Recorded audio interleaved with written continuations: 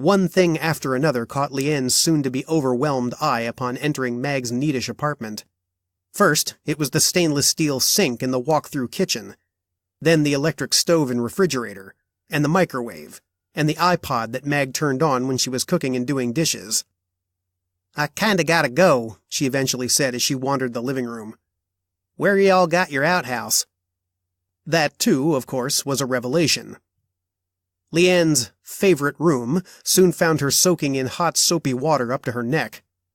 She opened her eyes and looked up through the fragrant steam. Mag was hovering over her with a full glass of red wine in each hand. She lowered one of them toward Leanne. "Where's Amy?" Leanne said, looking up at the wine but not taking it. "She's sitting on the couch working on herself. Said she's 97-something% done. Me, I needed a drink. Merlot.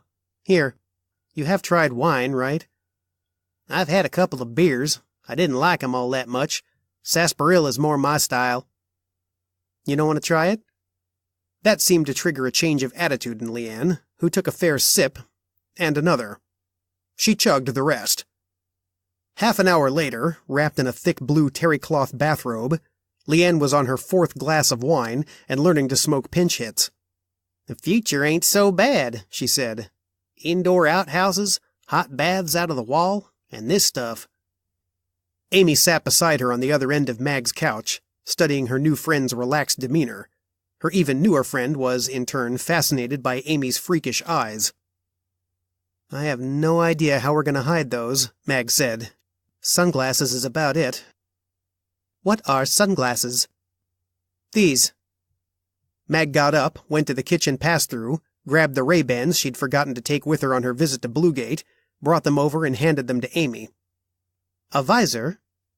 Amy put the glasses on correctly and looked this way and that through them. "Reduction of ambient and ultraviolet light input." "I like that," Leanne said, showing a buzz grin to her strange silvery friend. "It'll have to do," Mag said. "What about her talk? She's got all them weird words, that sciencey stuff she's always saying." "In this world she'll be fine. Nerds are popular now." "What's a nerd?" They spent quite a while going over terms. Hours, in fact. Quite late, around 1 a.m., Mag was yawning and considering where to put her guests. "What happened to that gold goo?" Leanne said, looking the all-silver Amy up and down. "It is water-soluble," Amy said, but then she looked over at Mag with as odd an expression as her seamless little face could manage. "Fissionable materials are approaching this location without adequate shielding for quantity and concentration. Possibility of uncontained detonation exists that—" Mag woke right up. "Detonation? You mean like dynamite?" Leanne said, glancing round at their quiet surroundings. "Way worse," Mag said softly. "There's worse than dynamite?" Like Leanne, Mag was warily checking things out. She put her finger up to her lips to shush Leanne, rose quietly and tiptoed over to the side of the vertical slat curtains that covered her balcony's sliding glass door. She very slowly pushed the nearest slat toward the one next to it, giving herself a little sliver through which she could get a one-eyed look out onto the balcony itself. The dark silhouette of a human head met her gaze. She fell away from the door, backpedaling, eyes wide. "There's somebody out there!" she said. They weren't out there for long. Leanne jumped to her feet, but Amy had already risen and leveled that cannon-ended left arm at the balcony.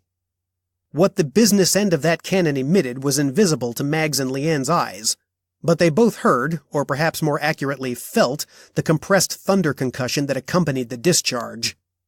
The patio door exploded outward, sending a wall of nearly supersonic shrapnel blasting out across the balcony and far beyond. For a surreal couple of seconds, Mag, Amy, and Leanne hung almost suspended in time, facing a big hole in the side of Mag's apartment and the half-dozen vertical curtain slats that had survived Amy's assault to flap wildly in front of it. "I neutralized the threat," Amy said bluntly. Mag and Leanne's heads slowly tilted toward their Martian friend. "And some," Leanne said.